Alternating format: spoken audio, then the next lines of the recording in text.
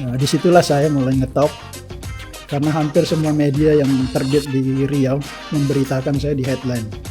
Karena digebukin Nah, tadi. karena digebukin tadi, terus kantornya diobrak-abrik sama.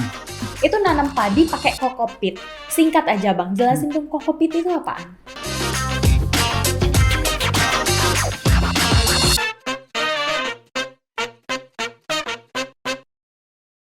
Hai, welcome to UCast. Balik lagi sama aku Yoli dan hari ini kita kedatangan bapak-bapak yang serba bisa nih, pengusaha, jurnalis, dan pengusaha banyak dalam banyak itu ya Pak, jenisnya. Apa kabar Bang? Alhamdulillah baik. Sekarang lagi sibuk apa aja Bang? Sekarang lagi sibuk di bisnis pertambangan, khususnya pasir kuarsa. Lagi sibuk bisnis pasir kuarsa. Tapi selain itu juga banyak ya Bang aktivitas lainnya. Ya, aktivitas lain saya masih menekuni beberapa kegiatan pertanian, terus perdagangan kokopit atau sabut kelapa. Selain itu juga jurnalis. Tapi aslinya Bang Adi ini orang mana Bang? Saya aslinya Bugis, jadi saya merantau ke Tanjung Pinang itu dari tahun 1994. Jadi saya di Tanjung Pinang sudah hampir 30 tahun. Oh, merantau dari Iya. Makassar ke Ya. Tanjung Pinang. Dulu merantau kenapa? Ya, dulu merantaunya itu ingin perbaikan hidup karena tentu saja di daerah asal tidak sebaik hari ini. Dulu waktu kecil saya hidup di keluarga petani yang tentu saja kehidupannya serba pas-pasan. Nah, ketika itu saya melihat teman-teman saya yang lebih dulu merantau semuanya sudah berubah nasibnya, kondisi ekonominya jauh berubah, dan itulah yang mendorong saya untuk juga ikut merantau. Cuman pilihan saya ke Tanjung Pinang itu mungkin di tempat saya itu satu-satunya yang merantau ke Tanjung Pinang. Jadi saya sampai di Tanjung Pinang itu tidak punya keluarga sama sekali. Milih Tanjung Pinang kenapa Bang? Kan ada tuh banyak kota mungkin kayak yang dulu-dulu lebih terkenal tuh kayak Batam atau mungkin Jakarta. Kok milih Tanjung Pinang? Emang di tahun segitu gimana? Apa sih yang menjadi pilihan? Ya, saya waktu itu dengar-dengarnya kan di Tanjung Pinang ini dekat dengan Malaysia, dekat dengan Singapura. Nah, saya sebetulnya berharapnya itu bisa merantau sampai ke Singapura atau Malaysia, tapi nyangkutnya di Tanjung Pinang. Dulu kalau misalnya ke Singapura sama Malaysia rencananya mau ngapain? Ya, cari kerja. Oh, cari kerja. Ya, paling di Malaysia kan saya dengar-dengar di sana juga kebanyakan tenaga kerja dari Indonesia itu bekerja di perkebunan, di pertanian. Nah, saya pikir dengan basic saya sebagai anak petani, saya bisa hidup di Malaysia. Tapi ternyata saya di Tanjung Pinang ketemu sama teman-teman yang bekerja di event organizer, khususnya penyelenggara show artis.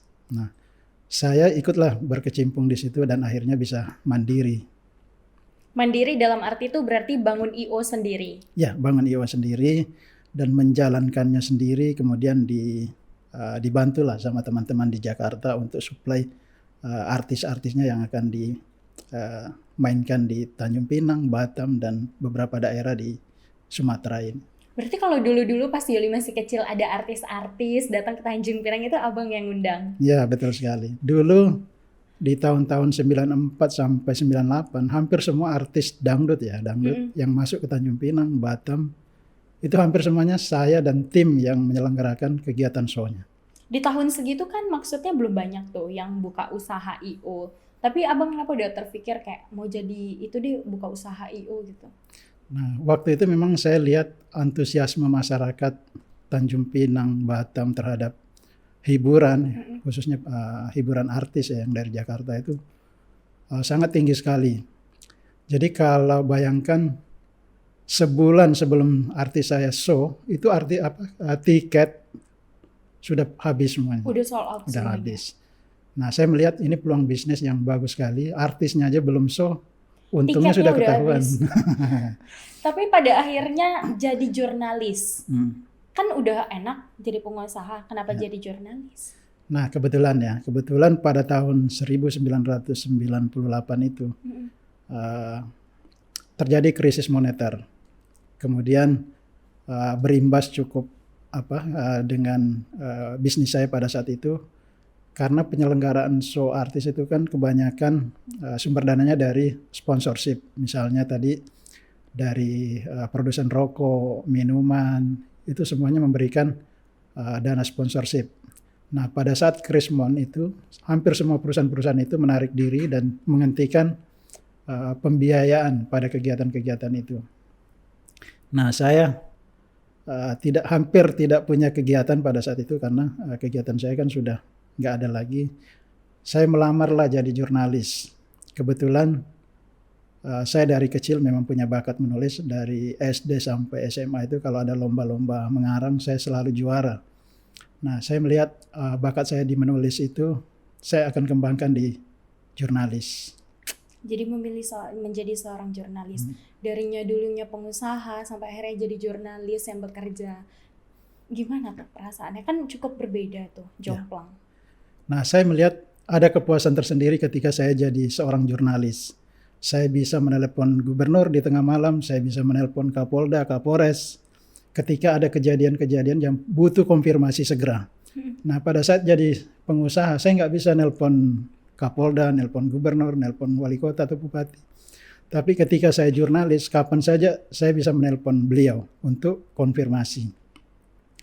Nah, di situ saya mendapatkan kepuasan batin, saya bisa berkomunikasi dengan pejabat-pejabat tinggi, bahkan seorang menteri juga saya bisa telepon dalam kondisi profesi saya sebagai jurnalis. Tapi ketika saya sebagai pengusaha, saya nggak bisa langsung menelpon beliau. Nah, itu perbedaannya. Makanya saya juga tetap menekuni dunia jurnalis ini sampai hari ini. Saya masih aktif menulis. Tapi saya harus membedakan kapan saya berperan sebagai jurnalis dan kapan saya berperan sebagai pengusaha. Itu yang harus saya bedakan. Dan sampai hari ini juga saya tidak melibatkan diri di kegiatan-kegiatan politik, apakah itu partai politik atau apapun namanya, karena itu untuk menghindari profesi ganda itu tadi. Saya sangat mencintai dan menghargai profesionalisme jurnalistik. Sampai hari ini masih aktif di jurnalis. Terus katanya pernah ada tuh pengalaman seru menjadi seorang wartawan. Ceritain dong, Bang. Nah, ketika saya menjadi wartawan pertama kali kan saya ditugaskan di Tanjung Pinang. Dulu wartawan media saya itu namanya Surat Kabar Mingguan Genta. Genta ini koran tertua di Riau. Waktu itu kita masih gabung dengan Riau. Terbitnya pada tahun 1978. Yeah. Jadi di Kepri atau di Tanjung Pinang ini, koran daerah waktu itu cuma ada 2, Riau Pos dan Genta. Saya kebetulan ditugaskan di Genta. Nah, saya karena wartawan baru, lagi semangat-semangatnya menulis, saya menulis tentang berita judi pada saat itu, tahun 98. Judulnya saya masih ingat, itu terbit di halaman 1, judi siji marak di Tanjung Pinang. Nah, ternyata tulisan-tulisan itu membuat beberapa orang merasa tersinggung dan marah dengan tulisan itu. Kenapa? Karena pada saat itu nyaris berita-berita tentang itu tidak boleh ditulis oleh wartawan. Saya nggak tahu ada apa di balik itu semua. Tidak boleh. Hampir semua wartawan pada saat itu atau media yang beredar di Tanjung Pinang nggak ada yang menulis tentang judi. Tapi karena saya orang baru lagi semangat-semangatnya menulis, saya nggak tahu kondisi di lapangan bahwa judi itu sudah ada kesepakatan itu supaya itu tidak ditulis. Tapi saya nggak ngerti waktu itu karena saya masih baru. Nah, ketika saya tulis tentang judi itu, ada beberapa oknum-oknum yang tersinggung dan mengancam-ngancam saya pada saat itu, kemudian mendatangi kantor saya, dan kantor saya itu diobrak-abrik, dirusak. Semua fasilitas kerja saya, komputer semua, terus meja-meja kerja saya itu dirusak semua sama oknum-oknum tertentu. Kemudian saya dikeroyok sampai hampir mati, berdarah-darah pada saat itu. Dan disitulah saya mulai ngetop, karena hampir semua media yang terbit di Riau memberitakan saya di headline. Karena digebukin tadi? Karena digebukin tadi, terus kantornya diobrak-abrik sama oknum-oknum yang tersinggung terhadap tulisan perjudian itu. Tapi habis itu Abang trauma gak sih? Nah, saya nggak ada trauma sama sekali. Itu saya malah menjadi semakin semangat untuk menulis karena ternyata nama saya itu kan pada saat itu Hits. lagi hit pada saat itu. Hampir semua media televisi, ya, koran-koran pada saat itu memberitakan tentang kejadian itu. Bahkan saya tidak pernah membayangkan rumah saya didatangi bupati pada saat itu, didatangi Kapolres, Dandim untuk menyampaikan rasa simpati karena sebagai seorang jurnalis, kemudian mungkin pada saat itu juga nggak pernah kejadian yang heboh-heboh kayak gitu. Itulah baru pertama kali, sehingga menarik simpati beberapa pejabat tinggi di daerah ini. Seperti yang saya sebutkan tadi, datang ke rumah menyampaikan simpati, dan saya merasa bahagia sekali pada saat itu Karena karena diperhatikan ya Bang. karena mendapat perhatian yang cukup besar. Bahkan pada saat itu kejadian itu juga mendapat respon dari Mabes Polri, dari DPR RI, kemudian dari Polda, Kodam. Nah, itu yang membuat saya makin semangat untuk terus menulis pada saat itu meskipun kondisinya ya seperti itu. Berarti nggak ada rasa trauma dan tetap lanjut nulis karena memang hobi tadi. Betul. Nah, setelah kejadian itu saya dapat pelajaran penting di situ. Untuk menulis judi itu harus hati-hati pada saat itu. Kalau life lessonnya yang diambil itu Hmm. pelajaran hidupnya. Kemudian tahun 2001 saya pindah menulis di harian Sijori Mandiri pada saat itu. Nah, kebetulan di Kepulauan Riau ini baru ada 2 harian pada saat itu, Batam Pos dengan Sijori Mandiri. Nah, saya menulis di harian Sijori Mandiri karena itu koran baru dan saya juga harus memberikan warna baru di media itu karena supaya pelanggannya bisa naik. Dulu pada saat itu masih bentuk koran ya Bang? Atau Masih udah bentuk- online? Masih bentuk koran. Nah, saya menulis kembali tentang judi. Kok berani? Nah, Kan udah ini. digebukin, nggak takut? Nah, ini tadi saya ingin buktikan bahwa profesi jurnalisme itu tidak boleh diintervensi oleh siapapun. Oke. Nah, saya melihat judi CG pada tahun 2001 itu makin berkembang lagi di Tanjung Pinang. Dan saya tidak boleh diam. Saya harus memberitakan fakta yang terjadi di lapangan. Akhirnya pada saat itu saya menulis tentang judi dan itu headline beberapa hari di koran tempat saya bekerja. Nah, beberapa hari kemudian ada beberapa oknum yang Didatengin lagi. tersinggung dan saya didatangi untuk negosiasi supaya tulisan-tulisan judi itu jangan naik lagi di media tempat saya bekerja. Oh, tapi kali ini negosiasi. Negosiasi. Dijanjiin apa tuh Bang?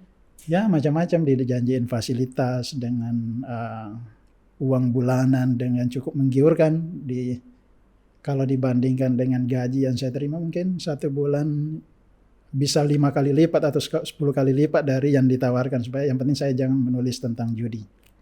Tapi kan pada akhirnya tentu Tapi Abang saya tolak saya tidak tertarik di penawaran-penawaran itu karena saya memang tidak mau terbebani karena kalau saya menerima yang begitu-begitu tawaran-tawaran itu berarti saya tidak punya lagi independensi dalam menulis khususnya judi.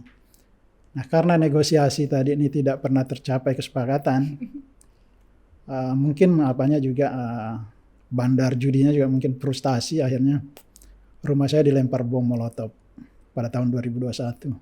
2021? Iya. 2001. Oh, 2001. 2001. Nah, dari kejadian itu nama saya makin ngetop lagi karena hampir semua televisi nasional itu memberitakan tentang rumah wartawan dilempar bom molotov. Nah, terus itu saya tidak berhenti meskipun rumah saya dilempar bom molotov, saya tetap menulis terkait judi. Tetap tidak berhenti. Nah, tidak terhenti. Bahkan saya pernah hampir diculik, diseret-seret di Jalan Bintan itu, ditarik naik ke mobil, tapi saya bertahan waktu itu. Gimana ceritanya? Ya masih terkait dengan judi. Hampir diculik. Ya, jadi saya dipaksa naik ke salah satu mobil untuk dibawa, tapi saya tetap bertahan supaya tidak ikut. Saya sudah diancam pakai senjata tajam supaya ikut penculik ini ke mobil. Tapi saya waktu itu berontak dan terlepas. Saya telepon Ketua DPRD pada saat itu Pak Andi Anhar Halid, yang hari ini masih hidup beliau. Saya telepon bahwa saya mau diculik orang. Nah, beliaulah yang jemput saya di Jalan Bintang pakai mobil dinas, terus diamankan. Sehingga penculiknya juga karena lihat ada Ketua DPRD yang datang pakai mobil dinas, akhirnya penculiknya juga kabur. Lapor polisi nggak Bang pada saat itu? Pada saat itu tuh lapor.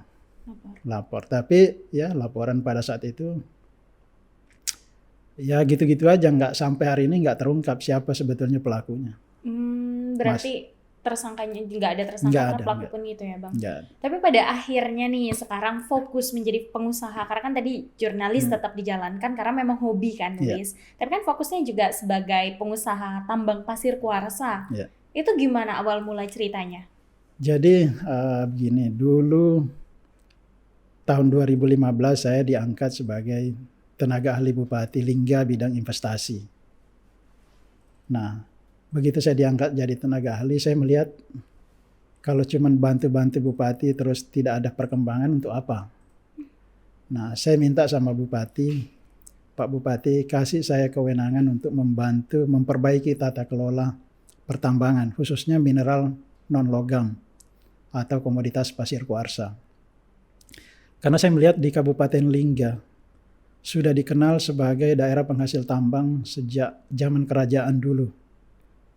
Sampai ke penjajahan Belanda, pertambangan di Lingga itu juga masih berlangsung. Tapi kondisi ekonomi masyarakatnya masih begitu-begitu saja. Termasuk pendapatan asli daerahnya dari tahun ke tahun ya sama aja gitu. Sementara ada sumber daya alam yang potensial untuk dikembangkan yang bisa mendongkrak pendapatan asli daerah. Sebagaimana kita tahu bahwa mineral logam itu seperti timah, bauksit itu kan pajaknya masuk ke pusat. Nah, saya ingin bagaimana tambang ini yang memang kewenangannya daerah dan pajaknya masuk ke daerah itu dikembangkan. Salah satunya pasir kuarsa. Nah, pada saat itu ada peraturan perundang-undangan yang melarang semua jenis pasir alam itu dilarang ekspor. Bang Adi, pasir kuarsa itu yang di darat atau di laut, Bang? Pasir kuarsa ini ada di laut, ada di darat. Tapi yang selama ini kita kembangkan, kita tambang itu semuanya berada di darat, belum ada yang di laut. Nah, kenapa saya tertarik dengan pasir kuarsa ini? Karena selama ini kan dianggap komoditas yang tidak bernilai. Kalaupun ada nilainya ya paling jadi bahan bangunan, jadi bahan timbunan. Sementara di luar negeri pasir kuarsa ini punya nilai ekonomis yang cukup tinggi. Karena dia bisa jadi bahan baku kaca, terus solar panel, terus microchip. Nah, saya minta sama Bupati kasih saya kewenangan untuk memperbaiki tata kelola ini. Alhamdulillah Pak Bupati memberi saya kewenangan untuk memperbaiki kebijakan itu, termasuk salah satunya itu peraturan Bupati mengenai harga patokan penjualan antar pulau. Yang dulunya pasir kuarsa itu harganya dipatok 50.000 per kubik. Kemudian pajaknya itu 20%. Jadi kalau kita hitung-hitung pajaknya itu sekitar 10.000 per kubik. Nah, pada saat saya memperbaiki peraturan bupatinya itu, harga patokan penjualannya saya naikkan dari 50.000 jadi 100.000 per kubik. Naik 100% dong, Bang? Ya, terus pajaknya dari 20% saya naikkan jadi 23%. Jadi kalau dihitung-hitung yang tadinya 10.000 jadi 23.000 per kubik. Nah, konsekuensinya pengusaha pasti menjerit karena penjualannya kan tetap sama seperti biasa, tapi pajaknya sudah naik 2 kali lipat. Tapi saya tidak tinggal diam. Saya berusaha bagaimana supaya pasir kuarsa ini bisa diekspor. Nah, pada tahun 2017 saya minta sama Pak Bupati, saya akan mengurus pasir kuarsa ini sampai bisa ekspor, tapi dengan catatan Pak Bupati bikinkan saya surat untuk Menteri Perdagangan. Pada saat itu pasir kuarsa itu tidak boleh diekspor. Pada saat itu pasir kuarsa tidak boleh diekspor. Tapi sebenarnya kalau pasir kuarsa itu kalau misalnya hanya dijual di Indonesia saja, itu biasanya bahan baku untuk apa, Bang? Ya selama ini seperti yang saya bilang tadi, untuk bahan bangunan, bahan timbunan, kemudian Terakhir sudah ada pabrik keramik yang beli, tapi harganya juga setara dengan harga pasir bangunan. Nggak ada nilai pembedanya, nilai tambahnya nggak ada sama sekali. Padahal ini kalau kita kelola secara baik, pasir kuarsa ini harganya bisa lebih tinggi berkali-kali lipat dari harga pasir bangunan. Karena kebutuhan pasir kuarsa ini banyak sekali, tapi itu di luar negeri. Kalau di dalam negeri kan selama ini masih sebatas itu, bahan bangunan, timbunan, ke keramik, bahkan ada juga ke pabrik semen, tapi itu sedikit. Padahal manfaatnya banyak ya Bang? Banyak. Lalu pada akhirnya itu bisa Abang ekspor gimana? Nah, pada tahun 2017 saya menghadap ke Dirjen Perdagangan Luar Negeri, mengajukan surat untuk merubah peraturan Menteri Perdagangan yang tadinya melarang ekspor dan membolehkan ekspor dengan spesifikasi yang saya usulkan. Nah, melalui perjuangan panjang dari tahun 2017 sampai tahun 2019, Menteri Perdagangan mengeluarkan peraturan Menteri Perdagangan nomor 96 tahun 2019. Itu keluarnya di Desember. Nah, kemudian pada tahun 2020, bulan Februari, Lingga merupakan satu-satunya daerah di Indonesia yang berhasil melakukan ekspor pasir kuarsa. Nah, pertama kali di Indonesia? Pertama kali di Indonesia. Nah, itulah yang membuat Lingga pada saat COVID tahun 2020 menjadi juga satu-satunya daerah di Kepulauan Riau yang surplus PAD-nya, tidak defisit. Karena Lingga berhasil melakukan ekspor pasir kuarsa. Jadi bisa dicek satu-satunya daerah di Kepulauan Riau pada saat itu yang PAD-nya surplus, tidak defisit seperti daerah lain, hanya Lingga, karena bisa ekspor pasir kuarsa. Oke. Tapi kalau misalnya dilihat pasir kuarsa ini di Indonesia potensinya ada di mana aja sih Bang? Apakah di seluruh Kepri mungkin ada semua pasir kuarsa atau seperti apa? Pasir kuarsa itu tidak semuanya ada di Indonesia. Kalau di Kepulauan Riau itu hanya ada di Natuna sama Kabupaten Lingga. Kemudian di Kalimantan, hampir semua Kalimantan ada, Kalimantan Timur, Kalimantan Utara, Kalimantan Selatan, Barat, Tengah. Itu semuanya ada pasir kuarsa, tapi tidak satu provinsi, tapi di beberapa kabupaten ada. Kesamaan dari provinsi kayak Kalimantan dan juga mungkin kota Kabupaten Natuna dan Lingga itu yang kira-kira punya pasir kuarsa, itu tuh gimana cara tahu daerah ini punya pasir kuarsa? Selain data geologi yang sudah ada di Kementerian SDM, kami juga melakukan penelusuran di beberapa daerah melalui koneksi dengan teman-teman. Gampang sekali melihat ciri-ciri pasir kuarsa itu tanpa harus melakukan penelitian atau uji laboratorium. Cukup dengan melihat pasirnya putih, halus, itu sudah indikator bahwa itu pasir kuarsa yang mengandung silika tinggi. Nah, dari gambaran informasi itu kami dapatkan dari beberapa daerah yang diinformasikan melalui koneksi teman-teman. Kami bisa memastikan itu bahwa ini pasir kuarsa sebelum kami lab bahwa ini pasir kuarsa. Tapi untuk mengekspor pasir kuarsa ke luar negeri itu sulit nggak Bang perizinannya pada saat itu? Nah, pada saat itu karena kewenangan masih ada di pusat, rasanya sih nggak ada yang sulit. Karena pada saat itu hanya ada 2 kementerian yang membidangi itu. Khususnya Kementerian SDM, kemudian perizinannya keluar di Kementerian Investasi atau BKPM. Yang beda itu setelah kewenangan itu dilimpahkan ke daerah. Ini makin rumit pengurusan perizinannya.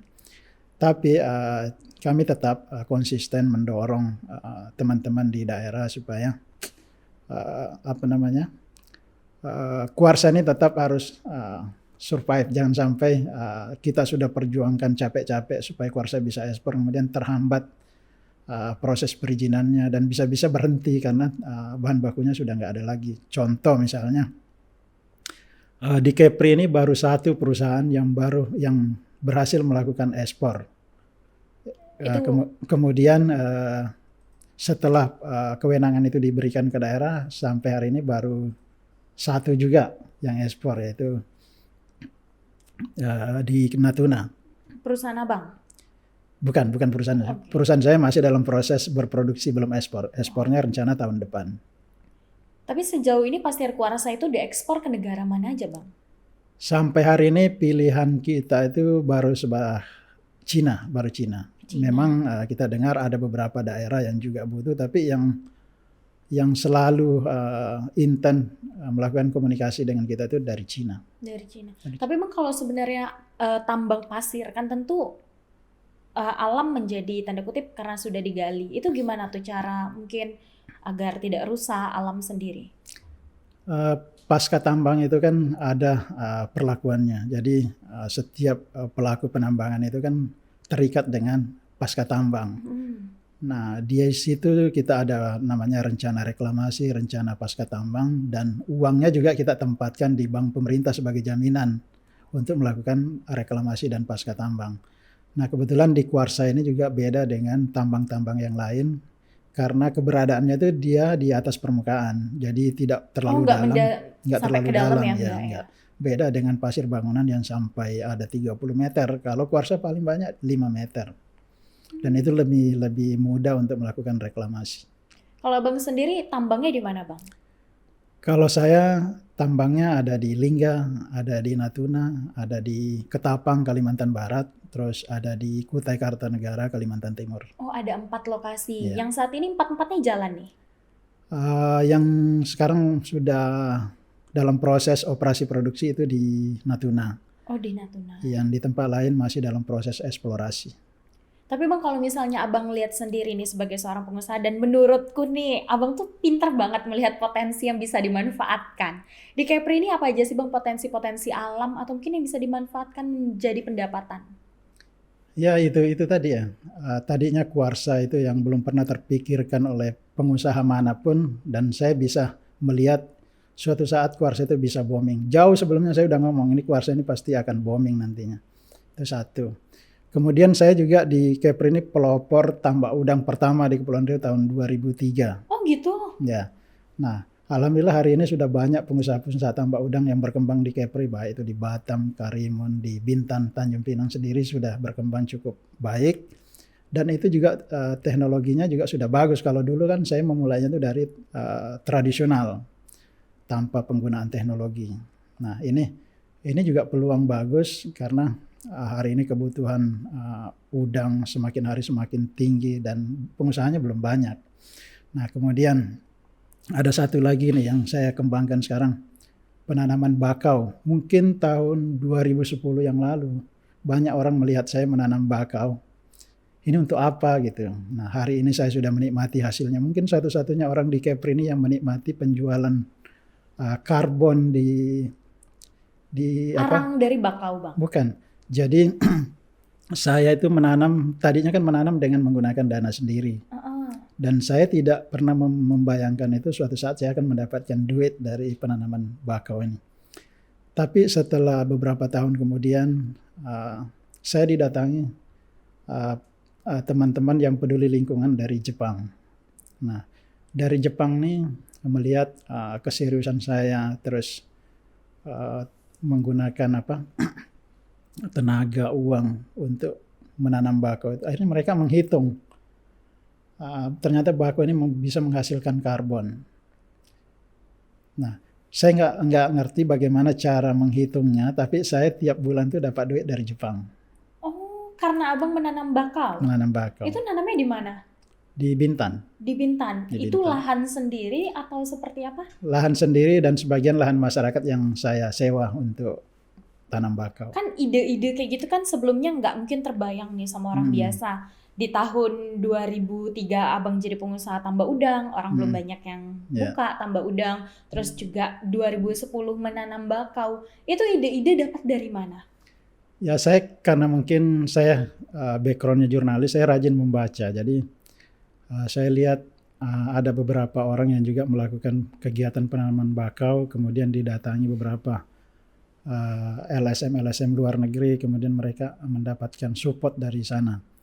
Tapi pada saat itu saya tidak membayangkan itu. Saya lihat pada tahun 2010 itu hampir semua media selalu memberitakan soal pemanasan bumi atau global warming. Nah, saya tertarik di situ karena apa? Bagaimana kita bisa berperan paling tidak bisa mengurangi pemanasan bumi itu dengan cara melakukan penanaman.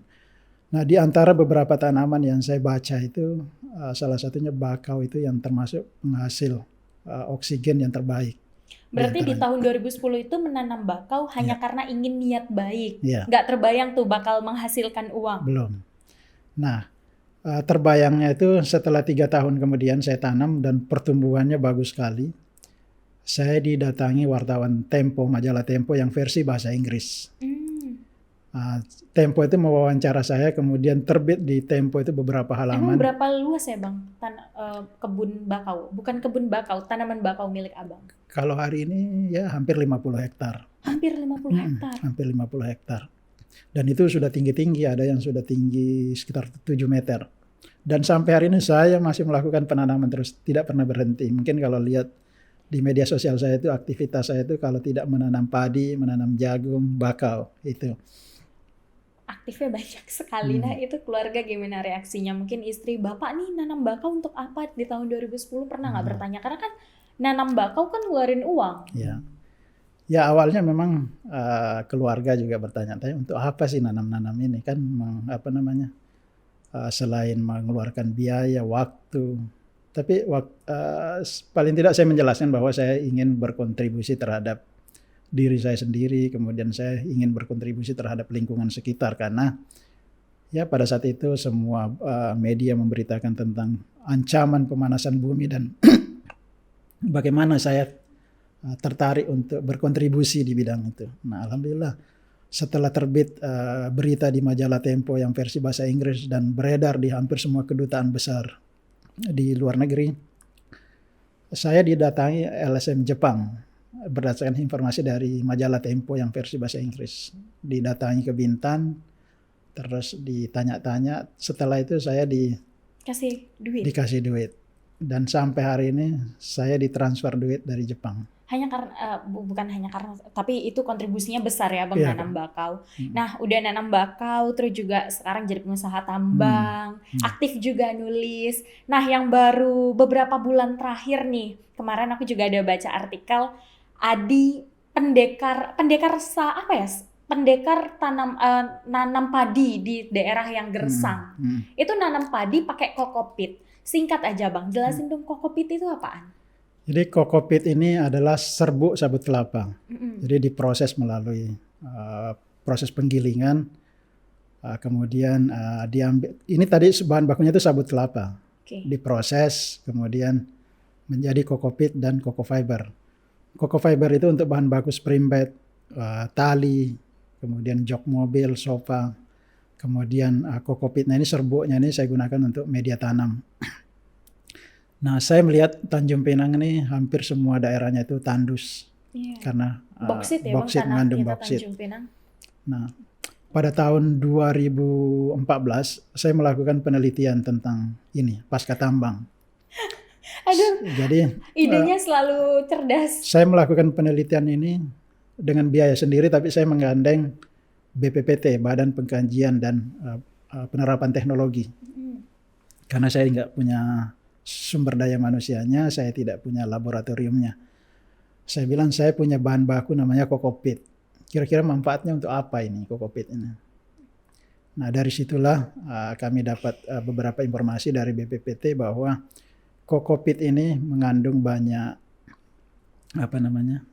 unsur-unsur pupuk seperti fosfor, kalium. Ini bisa jadi pupuk, kemudian bisa juga jadi media tanam. Nah dari situ saya muncul ide bagaimana kalau ini dikombinasikan dengan tanah bauksit. Saya melakukan beberapa simulasi penanaman kokopit, saya campur dengan batu kerikil, kemudian kokopit saya campur dengan pecahan kaca, kemudian kokopit saya campur dengan bauksit. Manfaatnya apa tuh dicampur dengan tambahan kaca, batu tuh apa tuh? Nah saya ingin tahu apakah tanaman itu bisa tumbuh di tanah ekstrim, di tanah yang tandus seperti tadi. Pecahan kaca itu kan nggak punya unsur hara sama sekali, nggak ada tanahnya. Tapi karena itu saya campur dengan kokopit, ternyata tanamannya itu tumbuh dengan subur. Kemudian saya pakai batu granit, saya pakai batu bara, saya pakai nikel, bauksit, semua jenis bahan tambang saya pakai simulasi untuk menanam pakai kokopit. Ternyata hasilnya luar biasa. Karena itulah saya berani mencoba di Tanjung Pinang ini menanam padi di lahan bekas tambang bauksit. Karena saya sudah yakin dengan simulasi yang sudah saya lakukan bahwa di pecahan kaca saja dengan menggunakan kokopit tumbuhan itu bisa subur. Pada akhirnya tuh abang nanam padi ya pada Ya, saat itu dan berhasil ya, dan lumayan heboh. ya. Gimana perasaannya? Terbayang nggak? Padinya tumbuh nih gitu. Nah, saya merasa senang karena ternyata itu juga diapresiasi banyak pihak, termasuk Kementerian Pertanian. Itu Dirjen Tanaman Pangan langsung WA saya, "Selamat Pak Adi," katanya. "Kita belum pernah melakukan itu, ternyata Pak Adi bisa." Kemudian teman-teman di BPPT juga memberikan support yang luar biasa. Terus dari LIPI, semuanya support. Nah, saya kemudian tertarik begini. Saya menawarkan kepada pemerintah, kenapa ini tidak kita jadikan sebagai program massal? Kalau Iya. misalnya setiap rumah aja kita wajibkan menanam padi sedikit, kan lumayan banyak nih yang bisa kita produksi. Contoh misalnya, saya di samping rumah saya, di belakang rumah saya bisa nanam, bisa menghasilkan beras 25 kilo. Dari lahan seluas berapa tuh Bang? Ya luasnya 4 meter kali 10. 4 meter kali 10 dapetin 50 kilo. 25 kilo itu Oh, tadi 25. dua petak ya. Oh, 2 Dua petak petak. dapatnya 50. 25 kilo. 25 kilo. Nah, saya membayangkan kalau semua rumah yang punya halaman besar itu dibuatkan sawah dan menanam padi, mungkin Tanjung Pinang nggak perlu lagi impor beras dari daerah lain. Nah, kemudian setelah saya berhasil itu saya umumkan di beberapa media, ayo teman-teman masyarakat Tanjung Pinang yang tertarik ingin menanam padi, hubungi saya siapkan biayanya, siapkan pendampingannya sampai panen. Saya siapkan itu, semua sudah peralatannya sudah ada. Saya punya mesin panennya, saya punya mesin penggilingan padinya. Nah, dari situlah saya didatangi Kepala Rutan kelas 1 Tanjung Pinang, Pak Eri. Pak Eri datang ke saya itu setelah mendapat informasi ternyata saya menawarkan membiayai semuanya. Abang ngebiayain semuanya? Membiayai semuanya. Nah, Pak Kepala Rutan Tanjung Pinang datang ke saya bahwa kami punya SDM. Kami punya narapidana yang sudah dalam proses asimilasi, sudah mau bebas, tapi nggak ada kegiatannya. Nah, bagaimana kalau saya punya lahan, Pak Adi bantu bagaimana mengolahnya menjadi sawah. Saya bilang saya siap. Semua nanti SDM-nya juga saya siapkan pendamping untuk mendampingi para narapidana ini belajar menanam padi. Lahannya juga kami siapkan pengolahannya. Kemudian semua biaya-biayanya sampai panen saya tanggulangi semua. Tapi biasanya kalau misalnya untuk lahan 4 kali 10 meter tadi kan Bang, atau satu petak yang bisa menghasilkan 25, itu kira-kira biaya yang disiapkan berapa Bang? Kalau di awal memang relatif tinggi biayanya karena ini kan lahannya memang lahan tandus, lahan yang sama sekali nggak bisa ditanami. Kalaupun ditanami tanamannya nggak akan tumbuh. Nah, ini perlu rekayasa teknologi. Nah, saya menggunakan kokopit. Kokopit ini kan tidak ada pabriknya di sini. Kebetulan saya punya di Guntung. Oh, punya juga. Oke. Itu di tahun berapa tuh Abang bikin pabrik kokopit? Itu tahun 2009. Di tahun 2009. Dan sekarang masih berkembang di beberapa daerah. Dan itulah saya gunakan di Tanjung Pinang. Jadi kalau kita mau cerita biaya memang agak besar di awal, tapi kan berapa Bang? Spill dong. Ya, nggak usah disebut lah. Nanti malah masyarakatnya nggak mau nanam nanti kalau dengar biayanya. Tapi kalau misalnya ada masyarakat yang bilang, Bang Adi saya mau coba di rumah, Bang Adi mau menyiapkan semuanya, termasuk biaya dan alat. Saya sudah mengumumkan itu bagi masyarakat yang ingin mengikuti jejak saya melakukan penanaman padi.